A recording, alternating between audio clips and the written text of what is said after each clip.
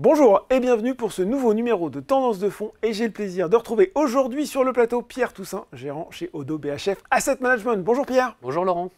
Alors nous sommes réunis aujourd'hui pour parler de ce fonds Odo BHF Immobilier, fonds que vous co-gérez avec Véronique Gomez, créé en 1989 et qui est investi en actions foncières et immobilières européennes. Pierre, on va se le dire, le secteur, il sort d'une période difficile et en même temps, quand on regarde les cours de bourse, ça va mieux depuis un an. Quelles sont, selon vous, les raisons de cette embellie? Alors tout d'abord, d'un point de vue opérationnel, nous observons une tendance favorable sur les loyers. Oui. Et il semblerait que la baisse sur les valeurs d'actifs soit aujourd'hui terminée. Bon, déjà de bonnes choses. Peut-être pas pour les bureaux en zone périphérique, mais nous aurons peut-être l'occasion d'y revenir plus tard. Donc en effet, de bonnes choses. Troisième point, le cycle d'assouplissement monétaire mis en place par les banques centrales et qui a démarré, qui selon nous va permettre au marché de l'investissement, encore largement atone aujourd'hui, de refonctionner. Également aux foncières cotées de reprendre ou continuer leur arbitrage d'actifs. Et également, un élément important, le risque sur les financements s'éloigne. Bon, ça c'est une bonne chose. Pierre, on dit aussi parfois que les foncières sont un indicateur avancé du marché immobilier. Ça préfigure un retournement qui pourrait venir? Tout à fait. Les foncières cotées sont un indicateur avancé de la santé des marchés immobiliers. Et depuis la fin de l'année 2023, nous observons que les marchés boursiers anticipent la fin de la crise de l'immobilier. Nous sommes donc en phase de retournement selon nos analyses. Phase de retournement et en même temps, si je regarde le secteur avec mes yeux d'investisseur individuel, je pourrais me dire que ça a déjà bien monté. Est-ce qu'il y a encore de la réserve pour aller plus haut? Alors, la baisse de taux actée et potentiellement à venir va, selon moi, agir comme un catalyseur et pourrait créer les conditions de surperformance potentielle de la classe d'actifs versus le marché action. Bon, on se dit aussi peut-être que les valorisations restent attrayantes selon vous? Les valorisations restent attrayantes et nous semblent trop décotées par rapport à l'historique. Bon, si on regarde maintenant sous-secteur par sous-secteur, comment tout cela se comporte? Qu'est-ce qui marche bien? Qu'est-ce qui marche moins bien? On peut peut-être commencer par les centres commerciaux, par exemple. Oui, alors si on regarde les foncières françaises de centres commerciaux, voyons des tendances favorables, avec une offre renouvelée et des concepts porteurs, avec comme par exemple des clubs de sport ou des discounters, des restaurants également, qui sont des véritables locomotives pour les centres commerciaux, et surtout des chiffres d'affaires de commerçants en hausse. Bon Pierre, on a évoqué les centres commerciaux, il faut forcément qu'on parle du bureau, le bureau qu'on voyait déjà disparaître avec l'essor du télétravail, sauf qu'il n'en est rien. Et en même temps, j'ai envie de dire que peut-être que les attentes vis-à-vis du bureau ont évolué depuis la crise Covid.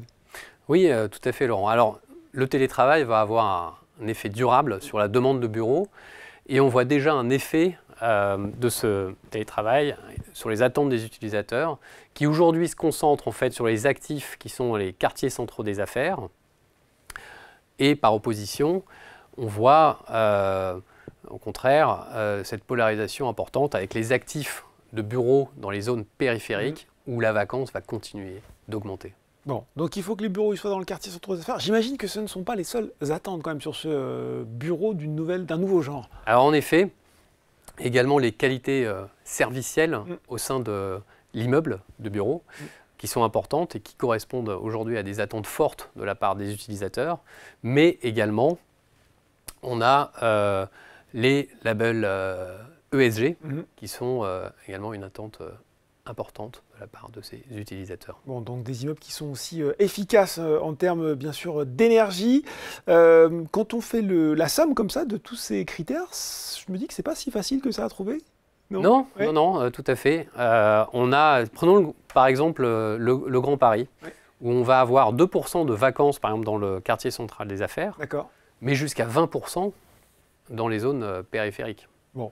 Donc complexe de trouver un bureau et des actifs premium. Et on a parlé centres commerciaux, on a parlé bureaux, d'autres sous-segments comme ça que vous regardez avec attention? Alors oui, il y a le résidentiel en Allemagne qui prend une place importante et qui peut bénéficier d'une offre, d'un déséquilibre offre-demande encore plus important. Par conséquent, va avoir une croissance des loyers plus forte, solide et pérenne. D'accord. Autre chose? Alors peut-être la logistique. Oui. Les tendances dans la logistique restent très bonnes et nous sommes très positifs sur ce segment qui va bénéficier de l'impératif de réindustrialisation favorisé par la réglementation européenne, notamment sur l'aspect de décarbonation. Eh oui, forcément. La dernière fois que vous étiez venu, vous avez posé la question, quel est le portrait robot de la société qui peut intégrer votre fonds? Est-ce que vous pouvez nous le rappeler? Est-ce qu'il a d'ailleurs évolué depuis la dernière fois? Alors, il n'a pas tellement changé, plutôt fidèle. La foncière séduisante, ses qualités reposent avant tout sur son management et ses équipes. Mais aussi sa capacité à anticiper les évolutions de ses marchés au travers des cycles économiques et des grandes tendances structurelles. Ouais. Exactement. L'endettement, c'est encore un sujet aujourd'hui. C'est toujours un sujet, vous allez me dire, mais est-ce que ça l'est peut-être moins qu'il y a encore quelques mois? Alors, l'endettement est évidemment un sujet puisque c'est au cœur du business model des foncières cotées.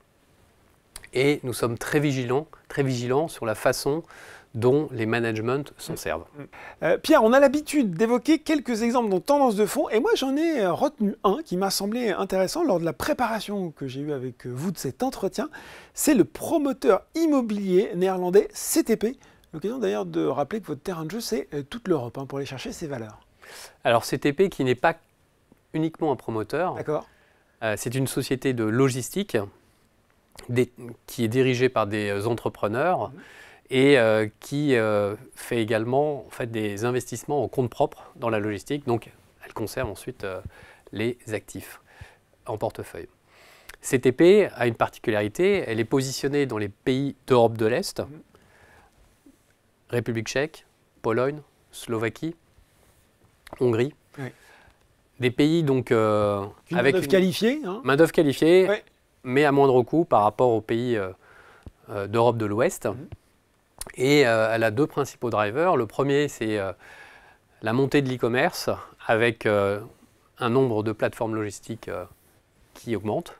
Et le deuxième driver, c'est en fait la réindustrialisation avec par exemple des prestataires de pièces détachées dans le secteur automobile qui relocalisent dans ces pays-là.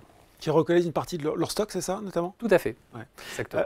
Voilà pour CTP. Faites-nous voyager peut-être encore un petit peu avec un autre exemple. Allez, on va dire pas forcément familier des gens qui nous regardent aujourd'hui. Alors partons en Espagne, allez. Avec la société Colonial, spécialiste du bureau haut de gamme, avec un patrimoine majoritairement à Paris. Finalement, on ne part pas très loin, mais également à Madrid et à Barcelone. Elle a aujourd'hui la faveur des locataires, puisqu'elle est sur du bureau haut de gamme, comme nous le disions précédemment. Qui sont recherchés spécifiquement aujourd'hui dans le contexte actuel de marché. Et aujourd'hui, la société nous semble, selon nous, très décotée. Et donc, nous pensons que c'est une société intéressante à regarder. Société intéressante à regarder. Ces deux exemples, CTP et Colonial. En tout cas, voilà, morale de l'histoire, c'est le retour de l'immobilier côté européen. Et quoi de mieux pour en tirer parti que Odo BHF Immobilier, cette promesse crée de la valeur sur le long terme en anticipant les tendances structurelles et la transformation du secteur. Merci Pierre pour ces explications. Merci Laurent. Tendance de fond, c'est fini pour aujourd'hui, mais on se retrouve très bientôt pour un nouveau numéro.